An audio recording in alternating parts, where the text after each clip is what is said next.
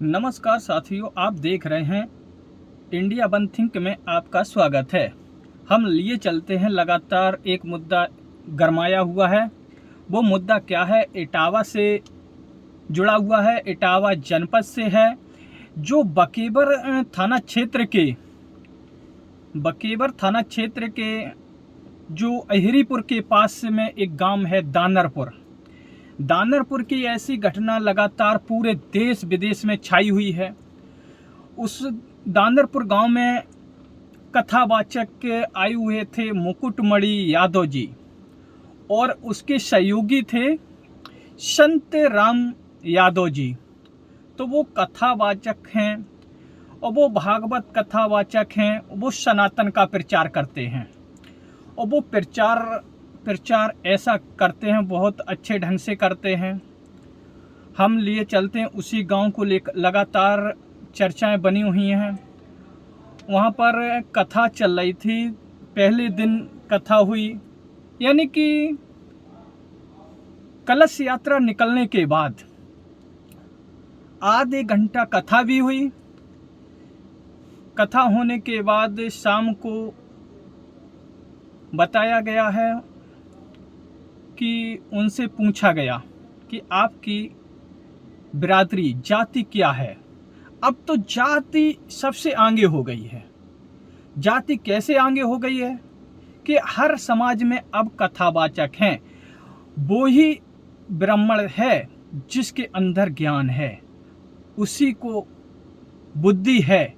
वो ये नहीं कह सकते हैं। अब कई कथावाचक या हिंदू धर्म के ठेकेदार अब लगातार आरोप लगा रहे हैं कि यादव समाज को कथा करने का आदेश नहीं है, ये मनुस्मृति या उसमें ऐसा प्रावधान नहीं है। ये खैर गलत है।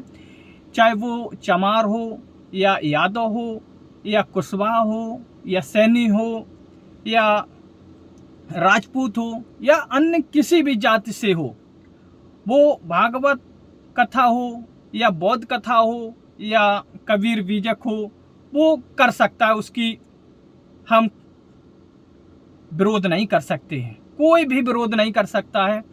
संविधान ने उन्हें आज़ादी दी है, वो कथा भी कर सकता है, भागवत गीता का व्याख्यान भी कर सकता है अपने मुख से, उसका विरोध नहीं करना। जब से ये इटावा का क्षेत्र के दानरपुर का गांव का लगातार मुद्दा गरमाया हुआ है, एक हम लिए चलते हैं, क्या बताते हैं कि जब से उन्होंने जो वहाँ के आयोजक थे, वहाँ के जिस परीक्षक महाराज जी थे, तो बताया जा रहा सूत्रों से कि वहाँ पर पूछा गया है कथावाचक संत सिंह से और मुकुटमणि महाराज जी से पूछा गया कि आपकी जाति क्या है। तो उन्होंने बताया है कि मेरी यादव जाति है। तो वहाँ पे आरोप लग रहा था कि यादव नहीं हो आप, चमार हो, चमार। अगर वहाँ पे यादव ना होकर के चमार होता कथावाचक, क्या वो कथा नहीं कर सकता था?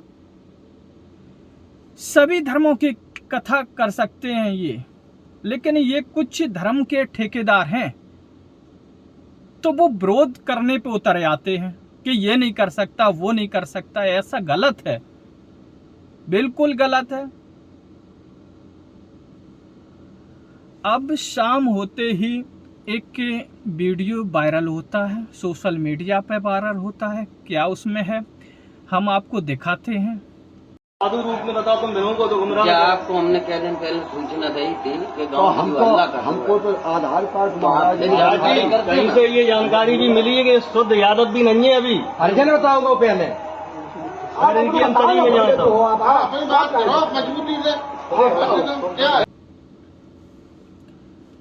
वीडियो के देखने के बाद आपने देखा, उससे पूछा जाता है कि आपकी जाति क्या है।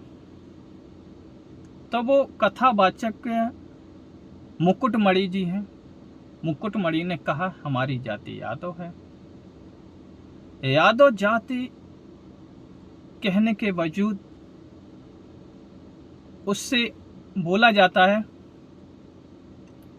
आप कथा नहीं कर सकते हैं, आप ब्राह्मण नहीं हो। अगर कथा करने का अगर अगर सही से कोई कथा करता है या शुद्ध कथा कहें तो ब्राह्मण करता है।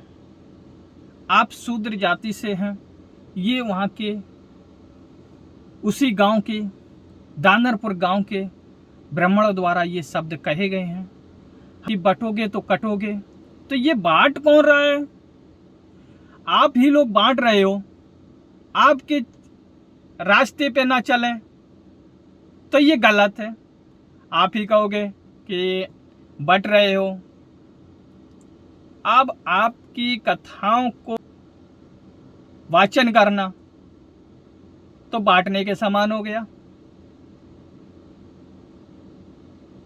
कहीं ये ब्राह्मण समाज कथा कर रहा है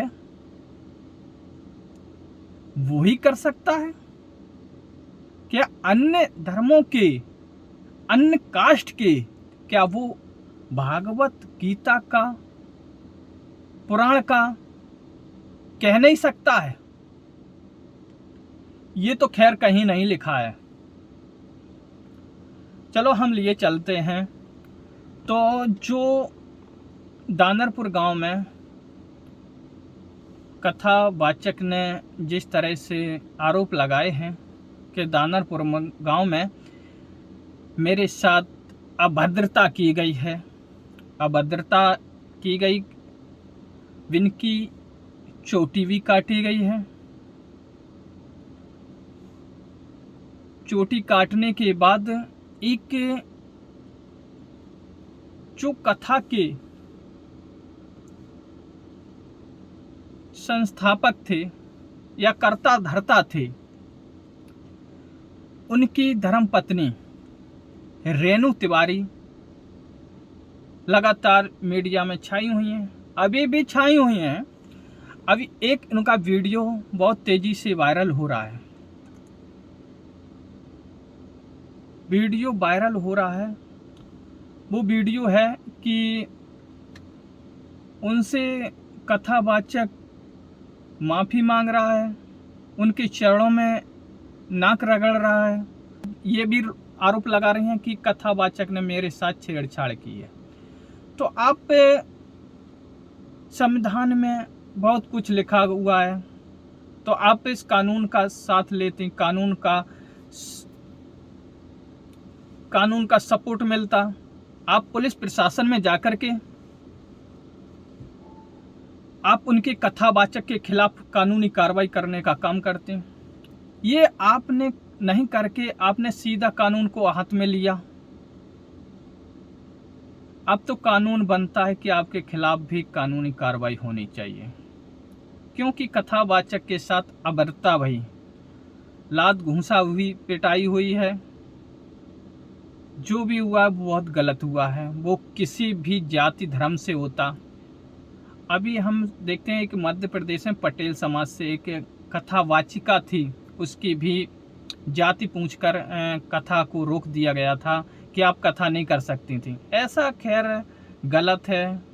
अगर आपको नहीं करवाना है तो उसकी कथा को क्यों बांधते हो? यदुवंशी, इन्हें कड़ी से कड़ी सजा मिलना चाहिए। इनकी अबे तो चुटिया ही काटी है कि अब तो ये मूड काटने का काम कर रहे हैं। इनके सालों के मूड काटे जाएं। और इनकी बहुएं बिटियन का मूत का विसर्जन करो जाए, अच्छे से छिड़काव करो जाए। सारे कुत्ता की औलाद ये बाप से भी पैदा नहीं है, दोगला। और इनकी बहन बिटियन को भी नंगा करके चौराहे पे घुमाया जाए। ऐसी बदतमीजी के वीडियो बहुत तेजी से वायरल है। एक बयान दिया जा रहा है मीडिया में। रेणु तिवारी जो परीक्षित महाराज की पत्नी हैं, तो उन्होंने बयान मीडिया के सामने दिया है। अभी चोटी काटी गई है, यादवों की अभी चोटी काटी गई, अब इनका सिर काटने का समय आ गया है। इस पर बिल्कुल FIR दर्ज होनी चाहिए इस महिला पर। ये तो लगातार मर्डर करने का वो बोले जा रही है, इस पर कानूनी कार्रवाई भी होनी चाहिए। ऐसा क्यों व्याख्यान कर रही है महिला? लगातार यादव समाज रोष में है। ब्राह्मण समाज के खिलाफ अब सड़कों पर यादव उतर आया हुआ है। हमने एक दिन पहले हमने अपने चैनल पर वीडियो भी डाली है। बकीबर हाईवे, नेशनल हाईवे NH 19 पर जिस तरह से जाम किया जा रहा था, खैर पुलिस प्रशासन की सूझबूझ के साथ जाम वहाँ से हटवाया गया है और कुछ लोगों को, गगन यादव जो अहीर रेजिमेंट के अध्यक्ष हैं, उनको पुलिस प्रशासन ने हिरासत में ले लिया है। हिरासत में 19 लोग बताए जा रहे हैं, 19 लोगों को हिरासत में लिया है। लगातार पूछताछ जारी है। अब पूछताछ जारी है, क्यों जारी है, क्यों आए हुए थे, लेकिन उनकी भावनाएं आहत हुई। अगर कथावाचक ने कुछ कहा था, अगर आपकी साथ छेड़छाड़ की थी, तो कानून का सहारा लेना चाहिए था। कानून का सहारा ना लेकर के आपने सीधे अपने कानून को हाथ में लिया और आपने उसकी चोटी काट दी, तो ये कानून नहीं बनता है। आप ही न्याय करने लगे, आप ही जज बन गए, ये गलत है। आपने कानून का सहारा नहीं लिया। कानून का सहारा ना लेकर के अब जब कथावाचक FIR दर्ज करने जाता है, तो दर्ज करने गया तो उसके खिलाफ भी आप लोगों ने छेड़खानी का मुकदमा दर्ज कर दिया। महिला ने कि मेरे साथ छेड़खानी हुई, तो आप भी तो पहले कर सकते थे कि ये अभद्रता कर रहा है कथावाचक, आपने क्यों नहीं करी? ये सवाल तो बनता है, सवाल बनेगा, सवाल जनता भी पूछेगी किस आधार पर आपने FIR दर्ज की, अभी तक आप क्यों शांत हुई थी? रेणु तिवारी जी बता सकती हैं, अभी तक आपने क्यों नहीं जवाब दिए जनता को? जब कथावाचक ने FIR दर्ज कर दी, सो ये आपने आरोप लगाना शुरू कर दिया कि मेरे साथ छेड़छाड़ हुई।